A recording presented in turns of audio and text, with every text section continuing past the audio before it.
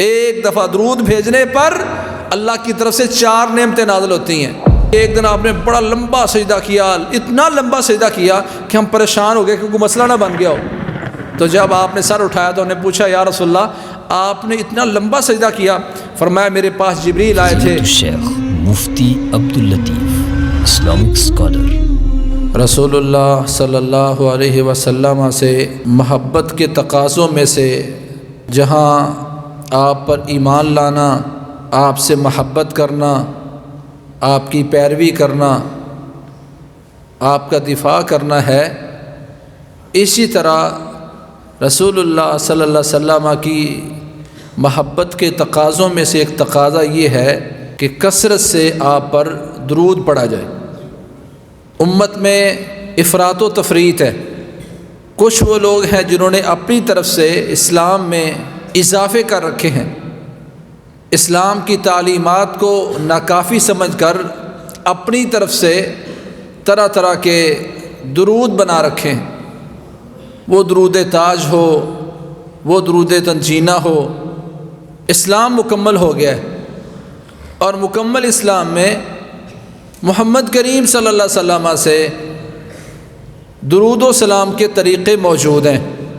جب یہ آیت نازل ہوئی ان اللہ و ملائکتہ یصلون علی النبی یا ایھا الذین آمنوا صلوا علیہ وسلموا تسلیما، تو صحابہ کرام رسول اللہ صلی اللہ علیہ وسلم کے پاس آ گئے۔ صحیح بخاری کی حدیث ہے۔ کہنے لگے یا رسول اللہ سلام کا ہمیں پتہ ہے کہ سلام آپ پر کیسے بھیجنا ہے، کیونکہ التحیات میں جو السلام علیکہ ایھا النبی پڑھا جاتا ہے یہ پہلے سے موجود تھا۔ سلام کا تو ہمیں پتہ ہے، درود کا ہمیں پتہ نہیں ہے جو اللہ کہہ رہے ہیں صلو علیہ، تو وہ کیا ہوتا ہے؟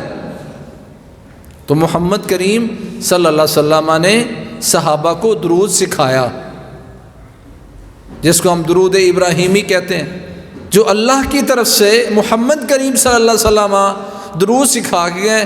ساری امت اس بات پر متفق ہے کہ سب سے افضل درود وہ ہے جو محمد کریم صلی اللہ علیہ وسلم نے بتایا ہے، ساری امت کا اتفاق ہے۔ اب یہاں سوال پیدا ہوتا ہے کہ افضل کو چھوڑ کر اپنی طرف سے بنائے ہوئے درودوں کی ضرورت کیا تھی؟ یہ ایک عقیدہ و عقیدت کا مسئلہ ہے، عقیدے کا مسئلہ بھی ہے اور عقیدت کا مسئلہ بھی ہے۔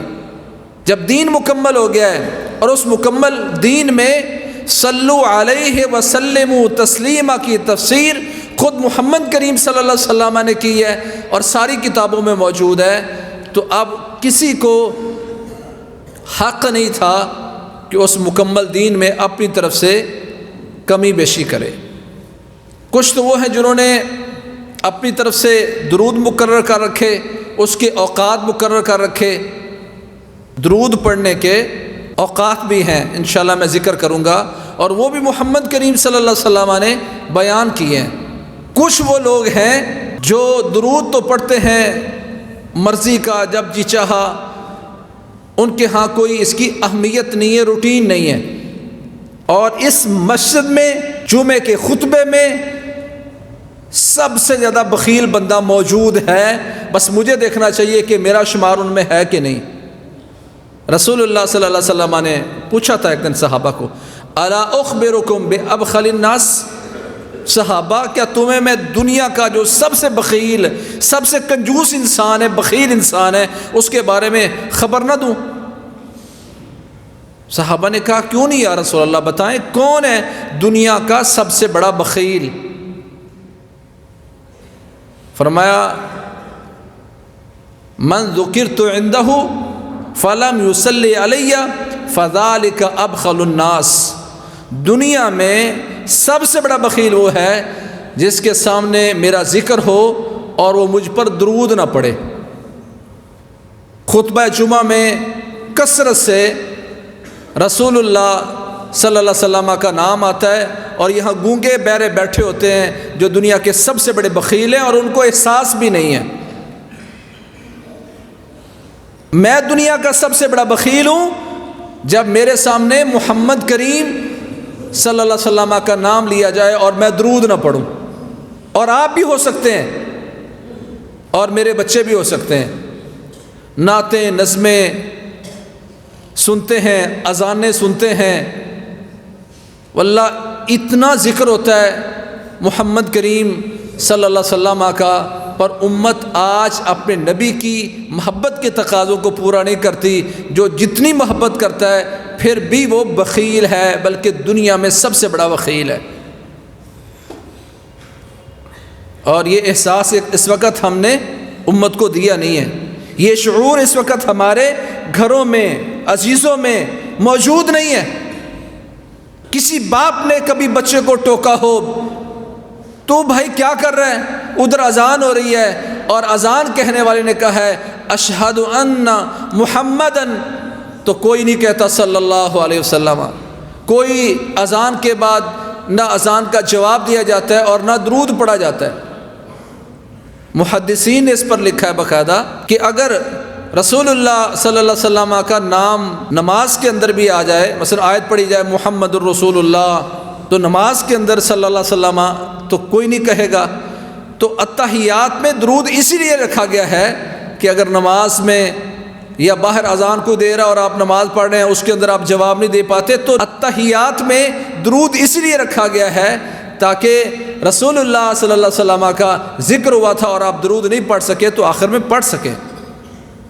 کل دعاء محجوب حتی یصلی علی النبی صلی اللہ علیہ وسلم، کا لوگوں سن لو، تمہاری کوئی دعا اللہ کی طرف نہیں جائے گی، دعائیں رکی رہیں گی، کوئی دعا قبول نہیں ہوگی جب تک محمد کریم صلی اللہ علیہ وسلم پر درود نہ پڑھا جائے۔ بھائیو، ایک تو یہ ذہن میں رکھ لو کہ رسول اللہ صلی اللہ علیہ وسلم پر درود بھیجنا یہ فرض ہے، واجب ہے، کیونکہ ایک تو اللہ کا حکم ہے صلو علیہ وسلموا تسلیما، اللہ کا حکم ہے کہ میرے نبی پر درود پڑھیے، تو اللہ کا حکم یہ وجوب پر ہے۔ اور خود محمد کریم صلی اللہ علیہ وسلم نے ارشاد فرمایا من ذکرت عندہ فلیصلی علیہ، جس کے سامنے میرا ذکر ہو وہ مجھ پر درود پڑھے، یعنی اللہ کا بھی حکم ہے اور محمد کریم صلی اللہ علیہ وسلم کا بھی حکم ہے۔ اور اس حکم میں امت کی اکثریت محبت کا دعویٰ کرنے کے باوجود کمزور ہے۔ سب سے بڑا بخیل کون ہے؟ جس کے سامنے محمد الرسول اللہ صلی اللہ علیہ وسلم کا نام لیا جائے اور وہ درود نہیں پڑھتا۔ اور اس وقت مجلس میں بھی ایسے بخیل موجود ہوتے ہیں کہ سنتے ضرور ہیں پر توفیق نہیں ہوتی کہ درود پڑھا جائے۔ یہ دنیا کا سب سے بڑا بخیل ہے۔ اگر وہ حدیث جبریل جس کے بارے میں ہم نے بڑا سنا کہ رسول اللہ صلی اللہ علیہ وسلم نے ارشاد فرمایا میرے پاس جبریل آئے منبر پر، انہوں نے آ کر آمین کہی، پھر کہا آمین، پھر آمین، تو اس میں ایک آمین اس لیے کہی تھی کہ کہتے آپ نے فرمایا جبریل میرے پاس آئے ہیں اور کہنے لگے ہیں کہ اے اللہ کے نبی، جس بندے کے سامنے آپ کا ذکر ہو اور وہ آپ پر درود نہ پڑے، تو آگے 3 طرح کے لفظ ملتے ہیں ہمیں۔ ایک روایت میں آپ نے فرمایا شقی عبد، ایک روایت میں فرمایا فابعدہ اللہ۔ یہ اگر ہم الفاظ سارے کے سارے جمع کریں تو 3 طرح کے لفظ ہمیں ملتے ہیں، راغم انف رجل، شقی عبد، فابعدہ اللہ۔ جبریل نے کہا اے اللہ کے نبی، جس بندے کے سامنے آپ کا ذکر ہو وہ درود نہ پڑے، تو کہا راغم انف رجل، اس بندے کی ناک خاک آلود ہو، وہ بندہ ذلیل ہو جائے۔ جبریل نے بددعا کی اور حکم دیا رسول اللہ صلی اللہ علیہ وسلم کو فقل آمین، اے اللہ کے پیارے پیغمبر آپ بھی آمین کہیے، اللہ کی طرف سے حکم لے کے آیا ہوں۔ پہلے کہا راغم انف رجل، اس بندے کی ناک خاک آلود ہو، وہ بندہ ذلیل ہو جائے جس کے سامنے آپ کا ذکر ہو اور درود نہ پڑے، یہ پہلا بندہ ہے۔ اسی بندے پر دوسری کیا کی؟ شقی عبد، بدبخت ہو گیا وہ بندہ، ذلیل ہے وہ، بدبخت ہے وہ۔ اور تیسرا فرمایا فعبادہ اللہ، ایسے بندے پر اللہ کی پھٹکار ہو، ایسا بندہ اللہ کی رحمت سے دور چلا جائے جس کے سامنے آپ کا ذکر ہوا اور وہ درود نہیں پڑتا۔ کہ آج ہمارے ذہن میں یہ بات ہے، ہمارے دل میں یہ خوف موجود ہے، ننگی تار کو ہاتھ لگائیں گے تو کرنٹ لگ جائے گا، یہ خوف ہمیں ہے، پر کیا یہ خوف ہمیں ہے کہ اگر سستی کی میں نے، لا علمی، جہالت، سستی، غفلت کی وجہ سے اگر میں درود نہ پڑھ سکا تو پھر دنیا کا سب سے بڑا بخیل میں بن جاؤں گا، بدبخت میں ہوں گا، اللہ کی رحمت سے میں دور چلا جاؤں گا، میری ناک خاک آلود ہوگی اور میں ذلیل ہو جاؤں گا؟ کیا یہ ذہن آج امت کو ہم نے دے دیا؟ امت کی تربیت کی ضرورت ہے، صرف دعووں سے نہیں کہ ہم رسول اللہ صلی اللہ علیہ وسلم سے بڑی محبت کرتے ہیں، یہ نہیں، دلیل سے ثابت کرنا ہوگا کہ آپ پیارے پیغمبر محمد کریم صلی اللہ علیہ وسلم سے محبت کرتے ہیں۔ دنیا کا سب سے بڑا بخیل وہ ہے جس کے سامنے رسول اللہ صلی اللہ علیہ وسلم کا نام لیا جائے اور وہ درود نہ پڑھے۔ بدبخت بھی وہی ہے، ذلیل بھی وہی ہے، اللہ کی رحمت سے وہ دور ہو گیا۔ اپنی اولادوں کو بدبختی سے بچائیں، اپنی اولادوں کو بخل سے بچائیں، اپنی اولادوں کو ذلیل ہونے سے بچائیں، اور اس کا یہ ہے کہ ان کو پتہ ہو، وہ کانشیس ہوں، ہر وقت اس بات پر پورا اہتمام کرتے ہوں، کہیں بھی کسی مجلس میں، کسی نظم میں، کسی اذان میں، کسی تقریر میں محمد کریم صلی اللہ علیہ وسلم کا نام لیا جائے تو کہیں میں پیچھے نہ رہ جاؤں۔ ساری روایتیں جمع کرنے کے بعد خلاصہ بھی ایک دن رسول اللہ صلی اللہ علیہ وسلم نے بیان فرمایا رسول اللہ صلی اللہ علیہ وسلم نے من ذکرت عنده فخطی الصلاۃ علی فقد خطی طریق الجنہ، جس بندے کے سامنے میرا ذکر ہوا اور وہ بندہ درود بھول گیا، کوئی بندہ درود پڑھنا بھول گیا، فرمایا فخطی طریق الجنہ، در حقیقت یہ انسان جنت کا راستہ بھول گیا ہے۔ اتنی بڑی بات کی محمد الرسول اللہ صلی اللہ علیہ وسلم نے، جس کے سامنے میرا ذکر ہوا اور اس نے درود نہ پڑھا تو وہ اصل میں جنت کا راستہ بھول گیا ہے۔ آج امت جنت کا راستہ بھول گئی اور احساس دلانے والا کوئی نہیں ہے۔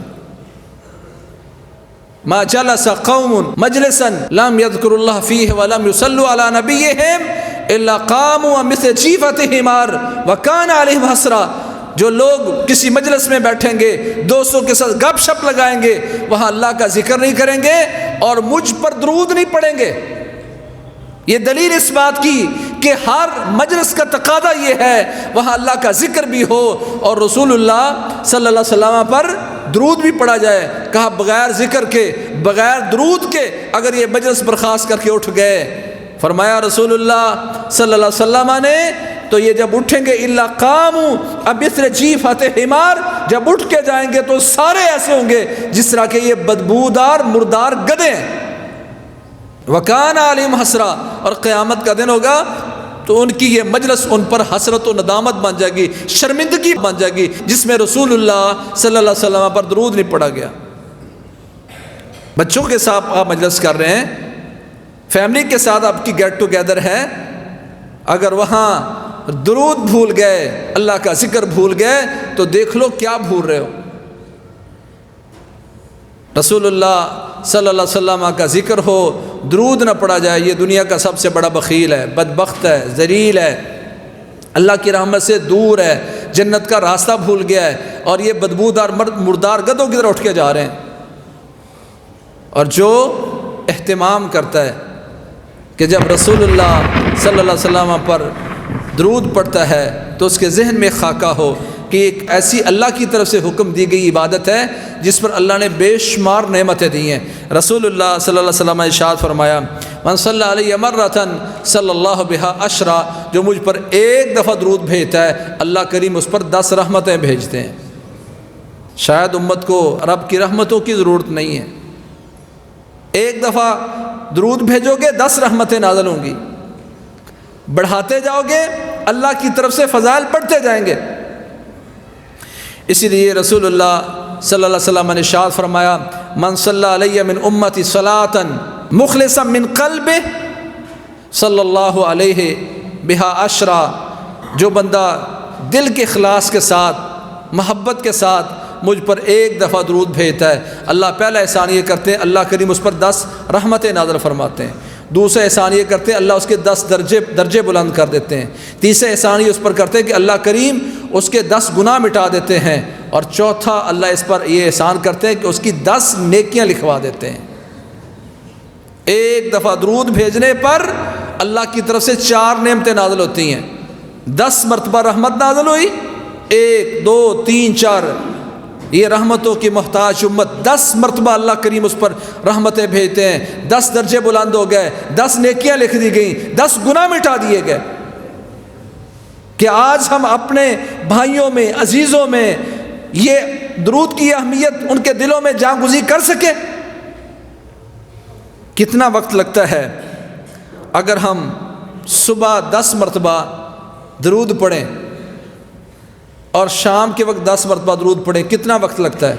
رسول اللہ صلی اللہ علیہ وسلم نے ارشاد فرمایا من صلی علیہ حین یصبح، من صلی علیہ عشرا حین یصبح وحین یمسی، جو بندہ صبح کے وقت بھی 10 دفعہ مجھ پر درود بھیجے اور شام کے وقت بھی مجھ پر 10 مرتبہ درود بھیجے، اللہ کریم اس پر احسان کیا کریں گے؟ فرمایا رب کریم کی طرف سے اللہ کا پیغام رسول اللہ صلی اللہ علیہ وسلم کیا فرمایا، جو صبح بھی 10 مرتبہ شام بھی 10 مرتبہ مجھ پر درود بھیجتا ہے، ادرکتہ شفاعتی یوم القیامہ، میں محمد کریم قیامت کے دن صلی اللہ علیہ وسلم اس بندے کا شفیع ہوں گا، اس کا سفارشی ہوں گا، اس بندے کے لیے میری شفاعت سفارش قائم ہو جاتی ہے جو صبح شام 10 مرتبہ مجھ پر درود بھیجتا ہے. آج اپنے بچوں کا آپ ہوم ورک دیکھتے کر کے جا رہا کہ نہیں؟ اسکول کی ڈائری دیکھتے اس پر کیا لکھا ہوا ہے؟ بڑا فکر ہے آپ کو اپنے بچوں کے مستقبل کا.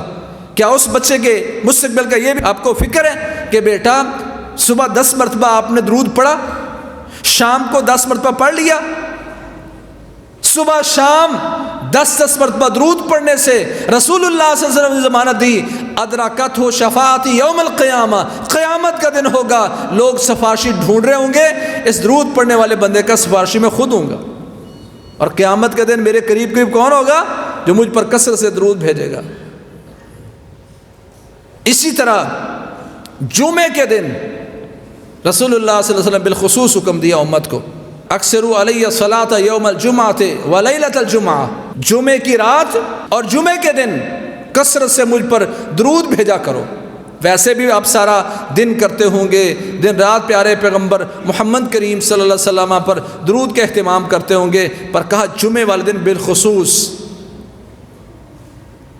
میں یہ نہیں کہتا کہ آپ کہیں جمعے کے بعد ساری آل اولاد کو لے کے بیٹھے اور کہوں جی 1000 مرتبہ درود، نہیں. رسول اللہ صلی اللہ علیہ وسلم نے یہ طریقہ متعین نہیں کیا، صرف یہ کہا جو رات گزر گئی ہے گزشتہ رات وہ، اور جو دن گزر رہا ہے آج جمعے کا رات کو بھی اور دن کو بھی کثرت سے درود بھیجا کرو. جب موقع ملے، جہاں موقع ملے، کثرت سے درود مجھ پر پڑھا کرو. جمعے کے دن کثرت سے درود پڑھنے کا حکم ہے، اور یہ حکم ساری امت کو تھا. کیا امت اس حکم پر عمل کر رہی ہے؟ یہ صرف دعوے ہی ہیں. وہ نبی محمد کریم صلی اللہ علیہ وسلم جو رات کو اٹھ کر ساری رات امت کے لیے دعائیں کریں، امت کے لیے روتے رہیں، آج امت کو حکم ہے کہ جمعے کے دن کثرت سے درود بھیجا کرو. تو کیا اس پر عمل موجود ہے؟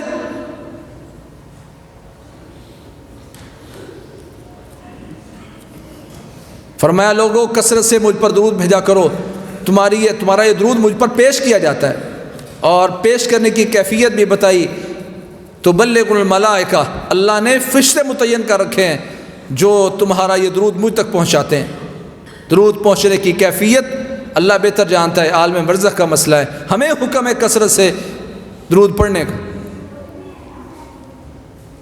گویا کہ روزانہ صبح شام 10 مرتبہ اور ہفتے میں ایک دن اہتمام کر کے جمعے کے دن، یہ حکم ہے رسول اللہ صلی اللہ علیہ وسلم کا.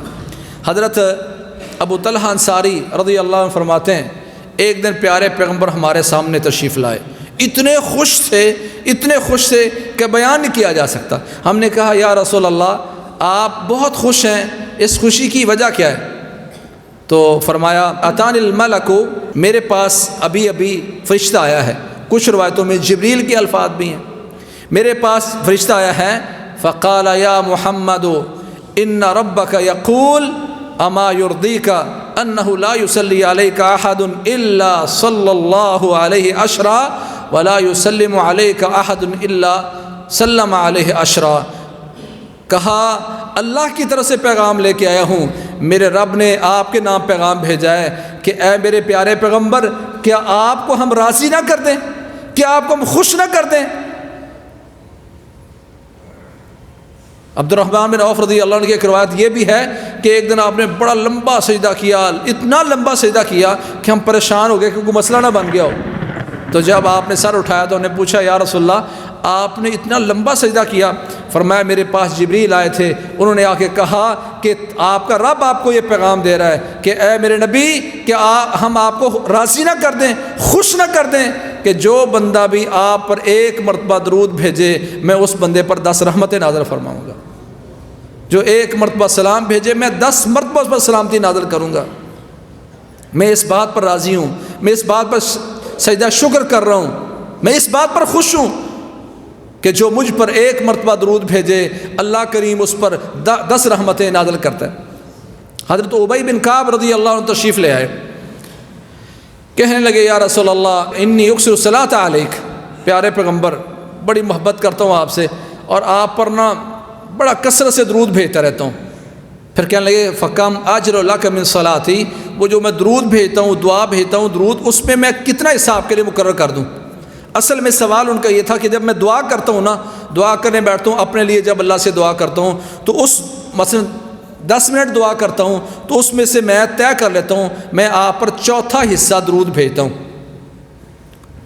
10 منٹ دعا کرتا ہوں تو 2.5 منٹ آپ پر درود بھیجتا ہوں، 7.5 منٹ میں دعا مانگتا ہوں۔ آپ نے فرمایا ٹھیک ہے، کوئی حرج نہیں، ما شئت، جتنا تو چاہتا پڑھ، وَإِن زِدْتَ فَهُوَ خَيْرٌ لَكَ، لیکن اگر تو اس سے بڑھا لے تو یہ تیرے لیے اور بہتر ہے۔ تو میں نے کہا یا رسول اللہ فقلت نصف، کہتے چلو یا رسول اللہ پھر میں آدھا کر لیتا ہوں، 10 منٹ دعا کرتا ہوں تو 5 منٹ آپ پر درود بھیجوں گا، 5 منٹ دعا مانگوں گا اپنے لیے۔ فرمایا ٹھیک ہے، ما شئت، جو چاہتے ہو کر لو، وَإِن زِدْتَ فَهُوَ خَيْرٌ لَكَ، لیکن اگر تو اس کو بڑھا لے، مزید کر لے تو تیرے لیے اور اچھا ہے۔ تو میں نے کہا فَالثُّلُثَيْنِ، تو پھر میں 2 حصے آپ پر درود بھیجتا ہوں اور 1 حصہ پھر میں دعا مانگتا ہوں۔ فرمایا ٹھیک ہے جیسے تو چاہتا ہے، لیکن اگر تو اس کو مزید اضافہ کر لے تو تیرے لیے بہتر ہے۔ تو کہنے لگے یا رسول اللہ پھر ایسا کرتا ہوں، جب کبھی دعا مانگنے لگوں گا دعائیں بھی مانگوں گا، پر کبھی جب میں دعا مانگنے کے ارادے میں ہوں گا تو دعا نہیں مانگوں گا، سارا وقت بیٹھ کر آپ پر درود ہی پڑھتا رہوں گا۔ آپ نے فرمایا او بھائی اگر تو نے ایسا کر لیا، اذن تکفی ہمک ویغفر لک ذنبک، پھر میرے صحابی یاد رکھ اگر تو نے ایسا کر لیا تو اللہ کریم تیری ساری فکریں، تیری ساری سوچیں، تیری ساری پریشانیاں اپنے ذمہ لے کر تجھے اللہ کافی ہو جائے گا اور تیرا گناہ بھی بخش دیا جائے گا، تیرے گناہ بخش دیے جائیں گے اور تیری مشکلات اللہ دور کر دے گا۔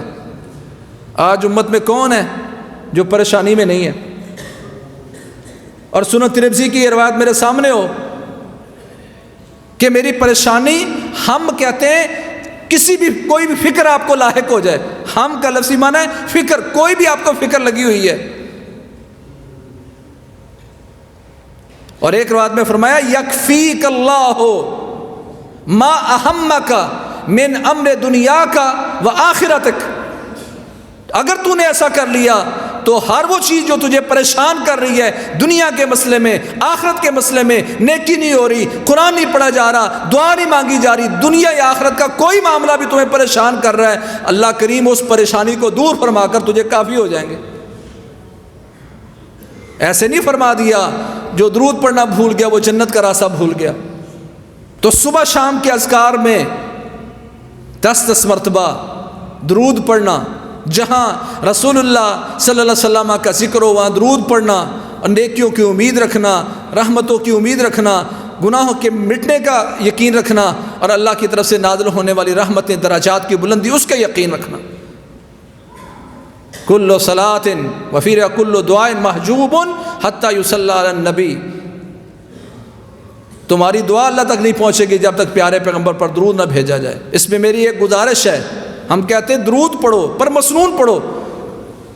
سنن نسائی میں اتنے الفاظ بھی موجود ہیں، اللہم صلی علی محمد وعلی آل محمد، یہ سنن نسائی میں موجود ہے، اتنا پڑھ لیں۔ درود ابراہیمی پڑھیں تو سب کہتے ہیں افضل ہے، اس پر اہتمام کریں۔ اچھا آپ مسافر ہیں، گاڑی چلا رہے ہیں یا کوئی مشغولیت ہے تو زیادہ لمبے میں تھوڑی توجہ ادھر ادھر، تو اللہم صلی علی محمد وعلی آل محمد، امت کو مسنون کام پر کھڑا کریں. ساری دنیا مل کر جو مرضی درود بنا لے، جو رسول اللہ صلی اللہ علیہ وسلم نے دین میں ہمیں دیا ہے اس سے افضل کبھی نہیں ہو سکتا. امت کو اس کی بھی رہنمائی کرنی. ہم درود تاج کے محتاج اس وقت ہوں، درود تنجینا یا تنجینا اس کی طرف ہم اس وقت محتاج ہوں جب ہمارے پاس درود موجود نہ ہوں.